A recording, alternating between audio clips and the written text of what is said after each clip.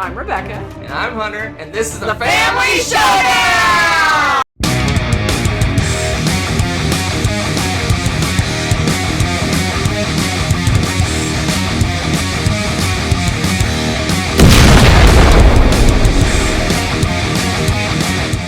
Hello and welcome back to my top 100 games of all time 2023 edition. Hunter is with me again as this week we go through the 40 through 31. Getting exciting. Yes, indeed. Y'all ready to see some amazing board games? I know I am. Oh, I'll reserve judgment. Did you just say eh? I said no. I said I'll reserve You said judgment. eh. I said I'll reserve judgment. And then you went right before you said that. Interesting. Eh. Very interesting. All right, so we're just going to dive right in. My number 40 was number 64. Got a little bump. You know why? Bumpity bump. You know why I got a new bump? Because they came out with a new tweaked version of this game. And it's quite good. It's one of my favorites. It is a Stefan Feld game. The original was called Macau. And the sequel, successor, tweaked version, yes, re-implementation, is Amsterdam. So, old school Macau, Amsterdam, basically you are going around getting goods. I wasn't going to get into the game, but... Well, I know the sleeve drives you nuts. Oh, it does drive me crazy, yes. I'm helping you out. Ooh, look at how pretty. You have no idea what the game does because of the box cover. But you're going and collecting goods and building buildings, trying to do kind of like a little longest road sort of thing with the buildings. Gives you a little perk for that. But you want to take your goods and ship them somewhere and drop them off. And if you're the first person to do so, you get more victory points than the person that might come later to drop them off, because those places only are going to take a certain amount of those goods and the value of them drops each time they get dropped off. And it's filled, so it's point salady goodness. It's a little bit of an efficiency puzzle because you're trying to decide when you want to get a bunch of goods, but also want to move around. Amsterdam made this much easier to travel around by boat, so you actually feel like you can travel around on the map. It was really difficult in Macau to travel all the way across the map if you wanted to get those really expensive victory points that were on the far side of the world. And I think this smooth, streamlined version of it is just revived the game significantly. A lot of fun. My number 40 now, Amsterdam. So, you like this game? Few things. Yes, I do. But it's down on my list because my list was made before we got this. Before we got the new version. So it was pretty high on my list, and then it's slowly creeping down the list. It's 77. But I guarantee it's going back up now because I like Macau quite a bit, obviously, but this version is even better than the original. It smoothed out some things, like she said. It made things easier to do, feel like you can accomplish more, and all that based on a game that I already loved. Yeah, so it's a winner. It's a win-win, except for the price. The city collection games are pretty pricey, but you know, what can you do? Buy, not buy. So I love me some Amsterdam. It's a good one. So it's a good one. Look for it to go up on your list too. As well. Yep. Yeah, it's exciting. For sure. It's really cool to see it jumping back into like the top 50 and stuff. It's pretty cool. All right. So my number 39 is new to the list, and it came in with a bang. Partly because of the weight, and I think when the post office delivered that box, we thought they might cave in the door by throwing it against it. No, just kidding. But this beastie, another big, ginormous box of Mosaic, A Story of Civilization. Wow. Okay. It's like Concordia, but with more traveling bits, and it's got unique buildings you can put on, so not just the generic little trading posts, and you're doing stuff, and you're kind of vying for these different areas, and it's a big Civ game in a box, but it's incredibly Euro-y at the same time, and it's just so much goodness. It's really hard to explain. Partly because I'm not very good at articulating all the stuff that I like best about this one, and I haven't played it as recently. But I will tell you, this says 1 to 6 players. I think the time frame on that, they say 120 minutes.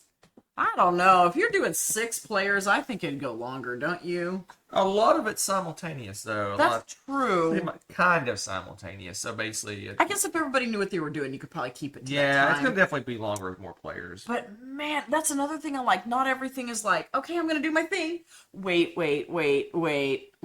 No, you are pretty engaged with this game. They did a really good job with it. And this Colossus Ridiculous Edition is gorgeous. Absolutely stunning.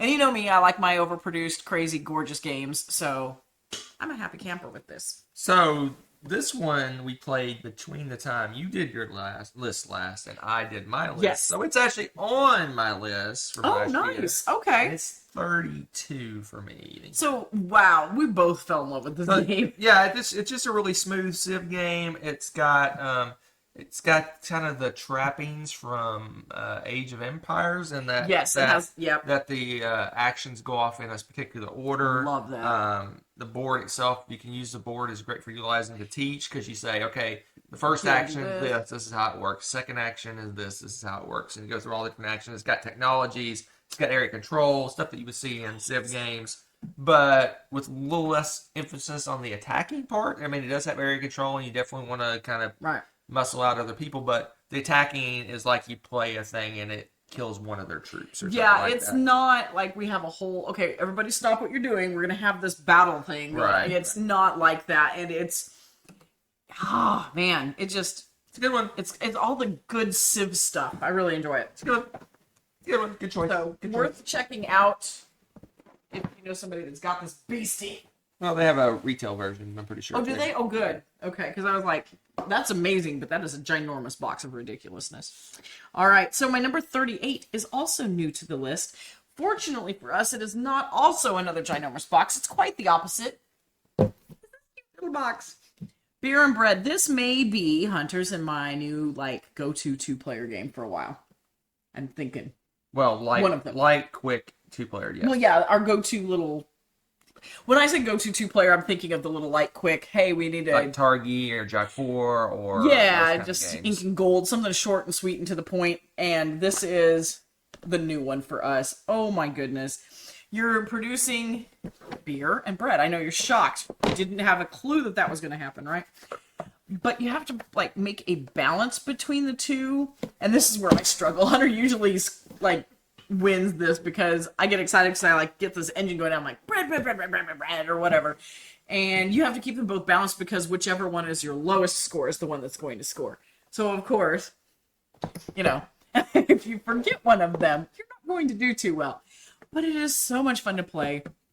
And again, this is a quick, is it 30 minutes? Yeah, 20 to 30. 20 to 30 minute game. But No, it 30, feels, 30, 45. is it? Okay. Where is it? It feels, I saw it on the side, I swear. Yeah, 30 to 45. 30 to 45. Look at you.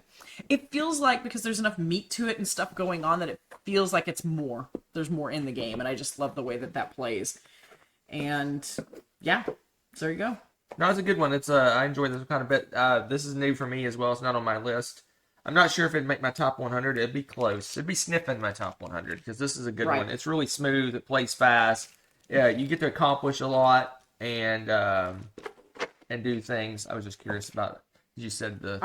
I did. I'm sure I. Yeah, last time you had 39 beer and 14 bread. Yeah, kind of got off of balanced a little bit. You know, I remember our last game. You were like went crazy with one. Well, and sometimes like stuff. Here's my problem: is like sometimes when they flip the cards over, I'm like, "That's really good. I could totally do that right now." Instead of saying, "You know what? I should wait a moment and balance out my score." I'm like, "But I can do that one right now," and there's my problem. Yeah.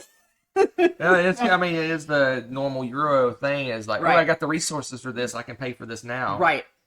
But you need to keep that score balanced. It's a great. No, it's a great little Great game. two-player game. If you like resource management, engine building, card, multi-use cards. Yeah, multi-use cards. Yeah, and all kinds of interesting stuff. It's a good game. And it's got some great little bits with it too. It's a good one.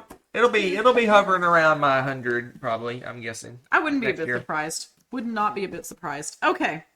So then, next on the list is a favorite. It dropped a little bit. My 37 is now, was my 20, but it's holding strong, and that's great considering how much we've played this game. Oh my gosh. And that is Crown of Amara.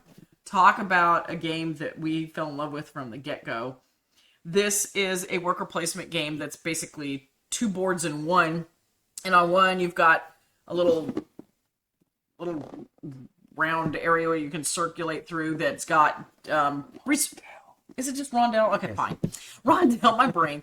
Rondel, where you're going through, and resource management, you're picking the different resources where, and if you put like a little person or a hut down, you get more of that resource. So you're trying to get a nice resource engine going, but then on the other side is where you're going to be spending those things to turn things in and get victory points. So contract fulfillment kind of stuff, buying a crown, which is like mad victory points, all of these things.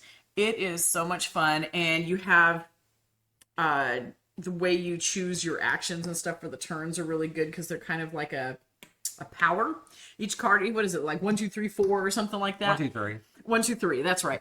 And so like I will pick and I'm like, okay, I want to do 3 movement, but I'm going to use it on, okay, which one would be best? You know, do I want to use it on my resource guy, move him 3 times so he goes to a certain resource place, or do I want to go and spend those resources and move 3 steps to trade them in?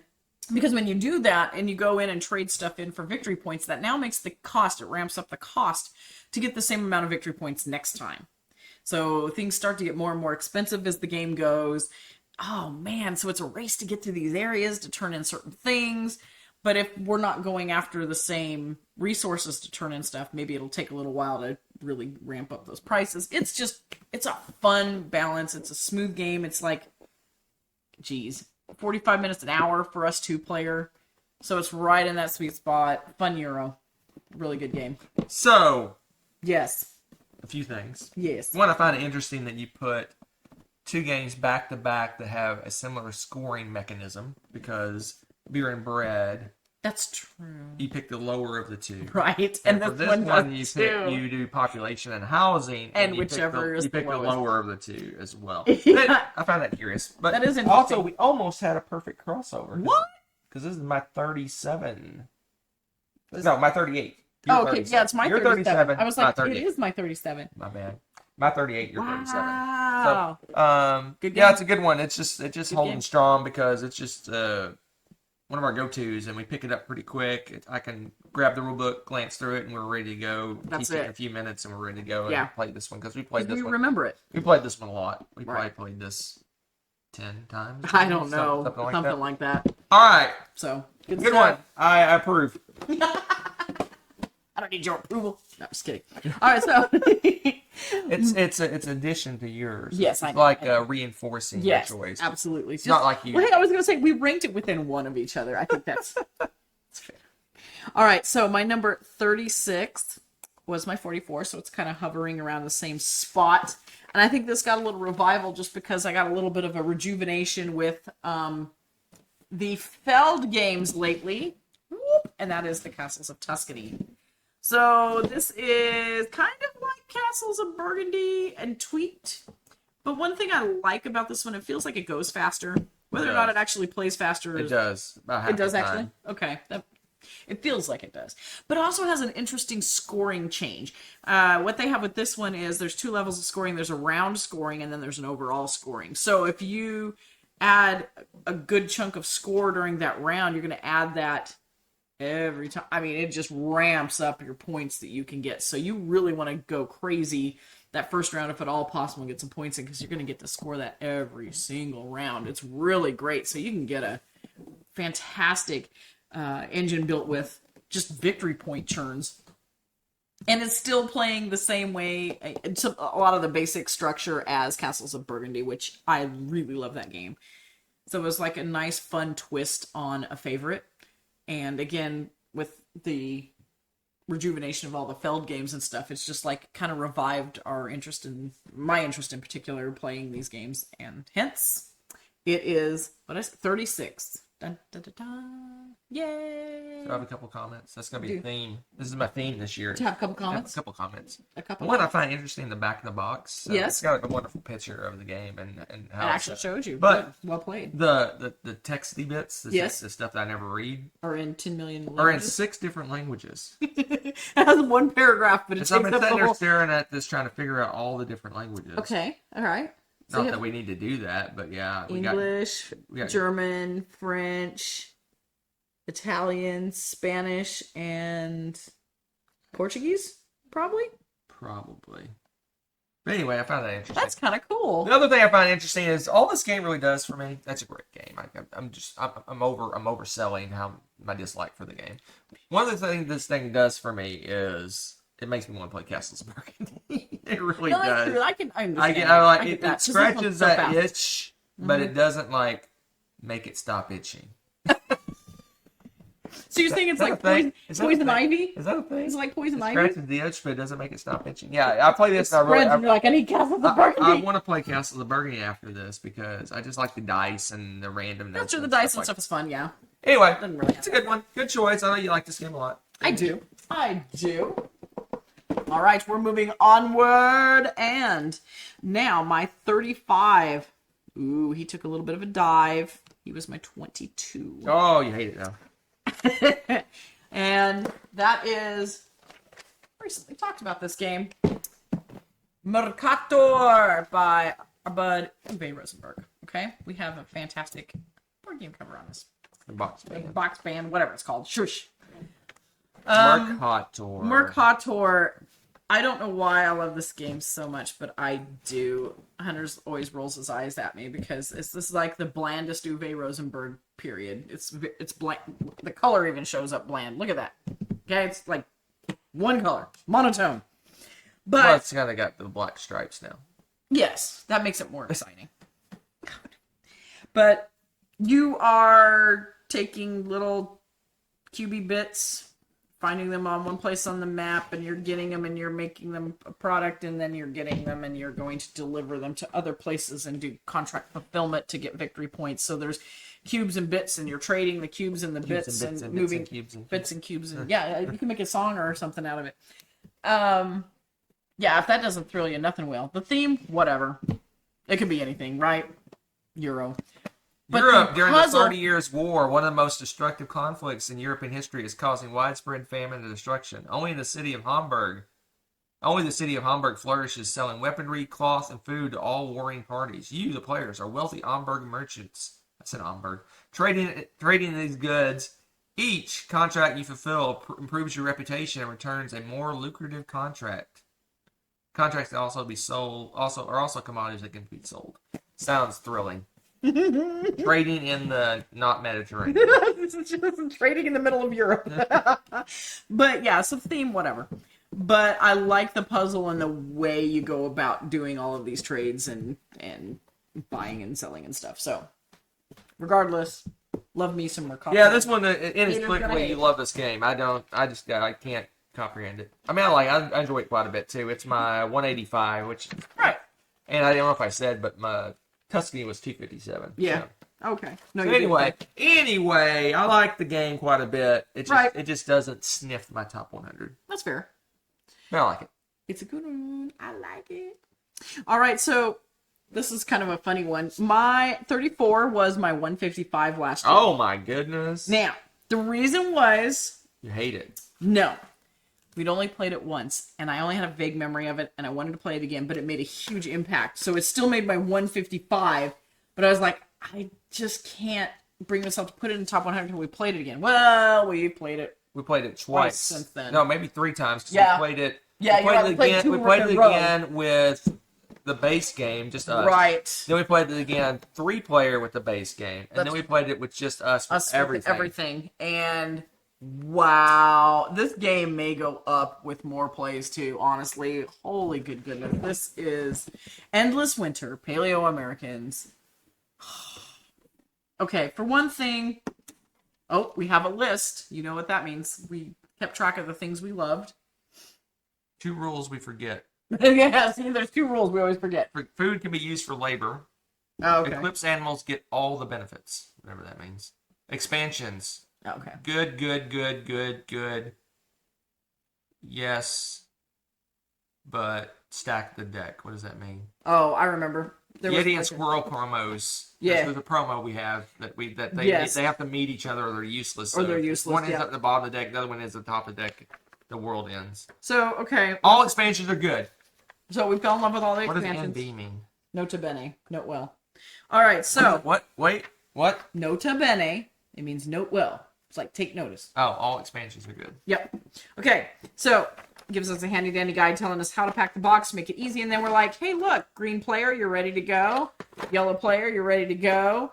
And it's got places for all these tiles. Oh my gosh, I love this game. I'm looking at this again and just memories. Of course, this is a Kickstarter. It's a Kickstarter ridiculous thing. Yes, I'm sure. But you know what? I can imagine that even a store version of this game would be I don't know. pretty Yeah, I don't know. cool I don't know looking. what the difference between the two. I don't know, but I think. Oh no, you've got him obsessed now. Coral, you're checking the bottom of the box. I knew it. Good thing you checked. It was right. The right direction. No, it's not. It's upside down. This is right now. Okay. That's how I had it, wasn't it? It was right. So you're going through and exploring lands of endless winter, and you're doing things and stuff. And as you build things out, it's another one of those. It's got a nice little player board with all your pieces and everything stacked, and it's got your tracks. It's got cool cards that give you multiple abilities, asymmetrical stuff and powers. What else? There's like a tile placement thing. Is that part of one of the expansions? I'm trying to remember. Yes. This is not. Is that part of the base that's game? the base game. There's just so many things going on with this. There's a lot of boards, but then there's the main board that's all the hexes with the different landforms, and you can do Building camps and different things. And if I remember right, based on what type of landform it is what kind of resources and stuff you get off of it. Kind of like Scythe. Oh man, there's so much going on in this game.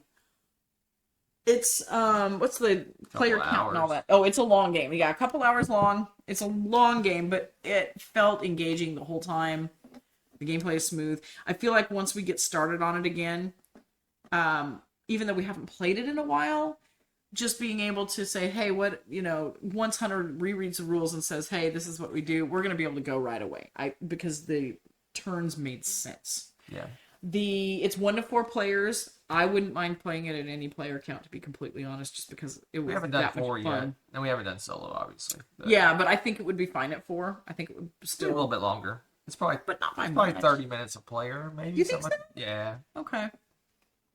So Probably 30 minutes a player. that's not bad. I mean, I don't know, but wow, it's amazing. The what else do you do? You build like it's not a wonder basically. Don't you build something kind of like a wonder in it, like a mega? No, but if you get 3 camps adjacent, you can build a settlement. Oh, that's right. No, they say build megaliths. So you do build Megaliths over here. That's where it is. Okay, so there's also a little side area where you put these tiles together and you build them up, kind of make like a pyramid-esque looking shape. So there's that, and then you're building these camps, and oh man, there's so much going on in this game. Check it out. I mean, Endless Winter, it's my 22. I like this more because I think area control kind of probably pulls it down. It does. It's a hair for you.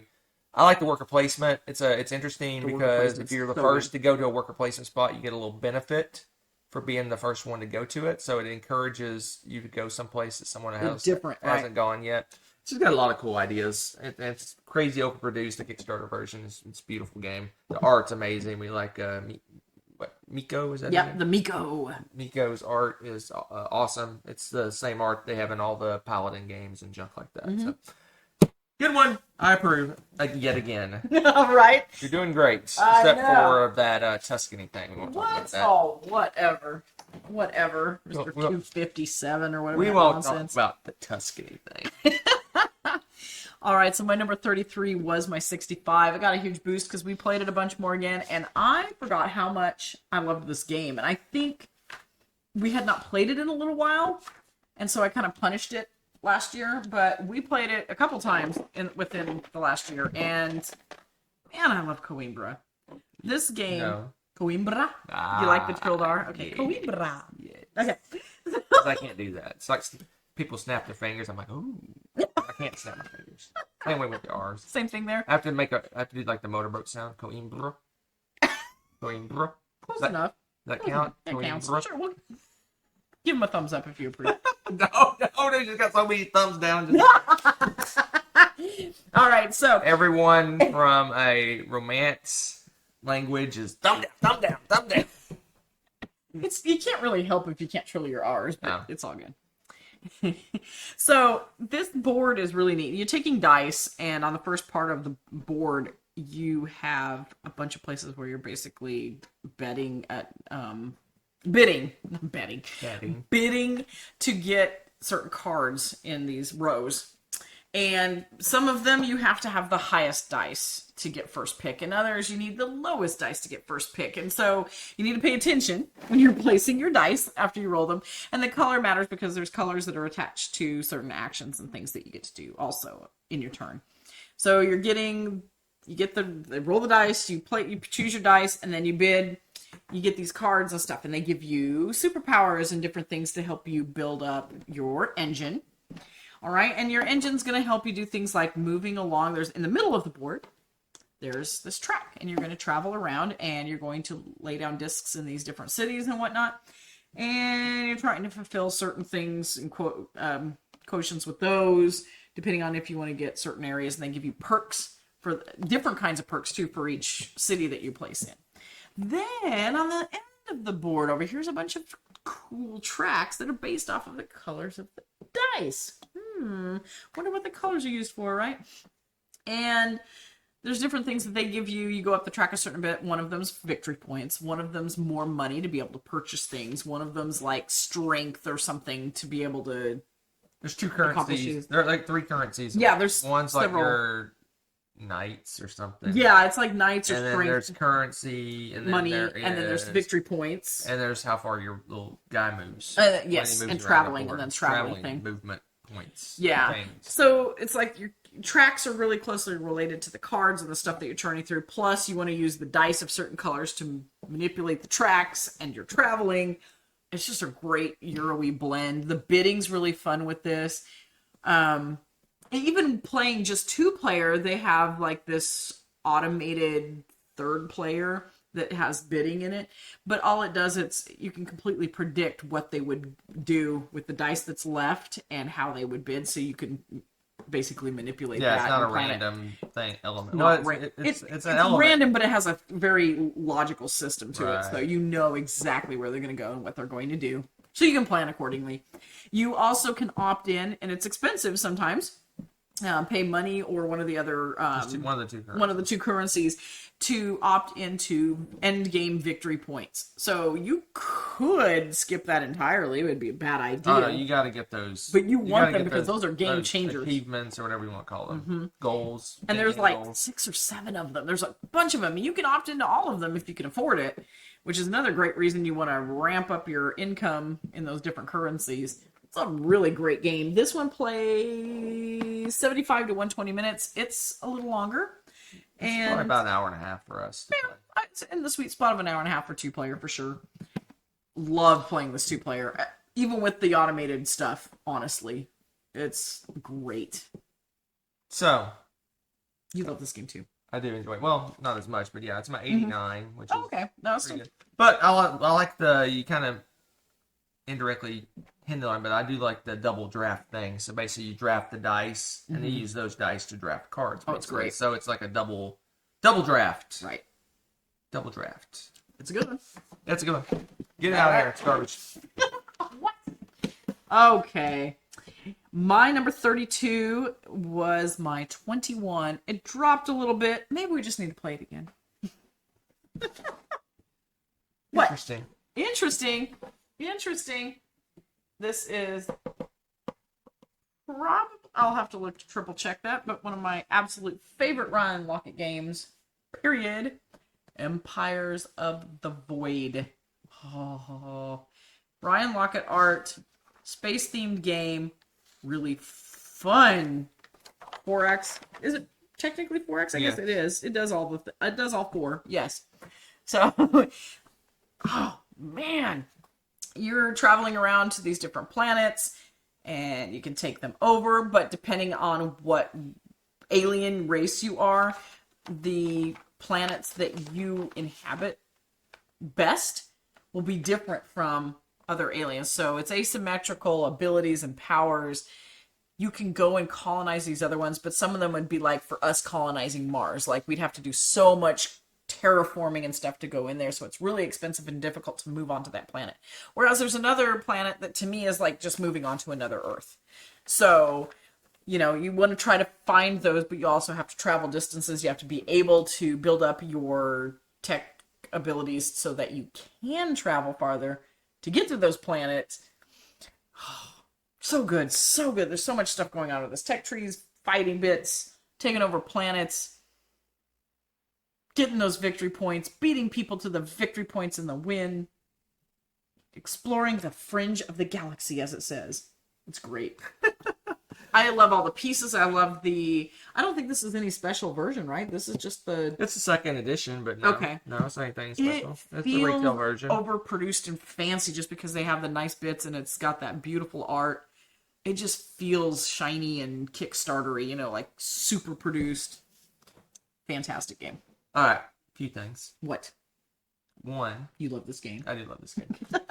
It's my number 21. Dang. Which, if you look, last year we had a direct crossover. We did. We were both had it at 21 last year. We So, did. yeah, I love this game quite a bit. It's by far and away my favorite Ryan Lockett. I mean, I think that I was kind of glancing quickly. I don't know if it's accurate. My next one down is set at 194. Wow. So it's like Super favorite. it's a big gap between this one and the Right. next Ryan Lockett game. It's good. It's great. I love this one. It plays really well. Two players. A lot of 4X great. games do not play well two players. This Yes. one definitely does. Another reason it's so high up on our list because to be high up on our list, it has to play well two player. It's probably not gonna be up there Usually, for yeah. the most part. For the That's a generality, as the kids say. kids' sake. Oh my goodness. Okay. And last but definitely not least. Last. It was my number 25 last year. It's my 31, so it's holding strong. Likely to stay in this ballpark for who knows how long. And that is the fantastic game. That is Telestrations. Oh my goodness. I have yet to have this game fall flat. I have taught it to family. We've played it at board game conventions. Taught it to students. Wow. Different age groups have played together. We've played it with such a variety, and we've had some that was multi-generational play, and boy, it just, even with the different ideas of what, you know, images might be or what things look like and stuff, it's just, oh, man, the age gap's probably my favorite. It's hilarious. Oh yeah, when they draw something, they have no clue what you're drawing. Or they don't know what the thing is, so they just make something Right. up. They just guess. Oh, it's fantastic. Or they use like just generic, whatever it is, they draw that. Yeah, and so you're totally confused. Oh, it's wonderful. We've started with the most bizarre things, and somehow it'll end up, you know, what was it? You were on a skyscraper with a vending machine or something Yes. in one, and I It started out Family Showdown that's what it was. was the word. And then it ended up with you on the top of a skyscraper And I with was a vending on. machine. I was like standing next to a vending machine on a skyscraper. on top of the sky. I mean, it's just stuff like that. And by the end, as people are flipping through and explaining how things happen, it's hysterical. So basically, this is telephone, but with Pictionary. So you start out with a word and say it is cat. Okay. So you write the word cat, pass it. They flip the page, they see cat, and then they draw a picture of it. They flip it up, pass it to the next person. The person sees the picture of the cat. Hopefully it looks like a cat to them, so they write the word cat. If not, they'll write what they guess it is and flip it up. The next person's going to see their guess only. You see how this is going to go around as telephone. By the time it gets back to you, it's chaos usually. Supposedly there's a scoring system for this, and if you get, you know, it correct all the way around, you'd get points and stuff. No one keeps score in this game. We did once and we hated it. Yeah, it was boring. We hated scoring. It was much more fun just to play the game. And this is a more the merrier kind of game. I love playing this with 10 to 12 people. It is hysterical. I've played it with... I don't like to play it with 4 or 5, but I will if I don't have enough. It's still funny, but it's less likely to get things mixed up. and it's about the chaos and embracing the chaos. So I highly recommend the at least 6 players minimum, but the max player count with this is so much fun because you never know what you're going to get. Very unlikely for something to survive 12 all the way people. around. Yeah, it's very unlikely, which is all the better. So, party game. No one has to go out on a limb and stand up and present or do anything crazy, but everybody's laughing, carrying on, and having a great time. Telestrations is a win for me. So, this one, you love this one a lot more than me. Yes. But I'm not a party game person. No, you're not. For the most part. Right. This one's sitting at my 158. Wow, that's pretty high for a party game. My second favorite party game. I won't mention my favorite because I think my favorite is also your favorite. Possibly. What? This one. No. It's No? not a party game. It is too. I can't believe you're arguing with me. Maybe not. That's interesting. Interesting. Ooh, we have a little difference of opinion there. Something like that. A mystery. So my second favorite party game. That's my excellent. favorite party game's Time's Up, so I don't know where it fits on her list or not. We'll figure it out when we get there. True. But True. yeah, I love this one. It's a good one. It's All right, hilarious. we're gonna do a preview for the next list. You ready for Hilarious. this? Get This this game out of here. I'll put it up. Okay. This is greatness. I'm excited for my 30 to 21. Here's why. There are 3 new games that are new, 2 that are brand spanking new, one that's new to the list that should have probably been on last year. Then I have 2 games, not 1, but 2 games that have stayed exactly the same rank as they were last year. That's really unusual, especially for me. Y'all know me. And the rest is shifting and the generalized shifting and stuff. But 3 new to the list, 2 that stayed exactly the same. No, I got it. I got the theme for the list. Okay. The more and that's a little different. So Okay. the more that things are new, the more they stay the same. That's hilarious. I like that. That's not a short, catchy title. Though. No, it's but not. It's catchy, but it's not short. New, samey new, same news, new. Snoo. It's a snoo list. If that makes sense next week, who knows? See you next time.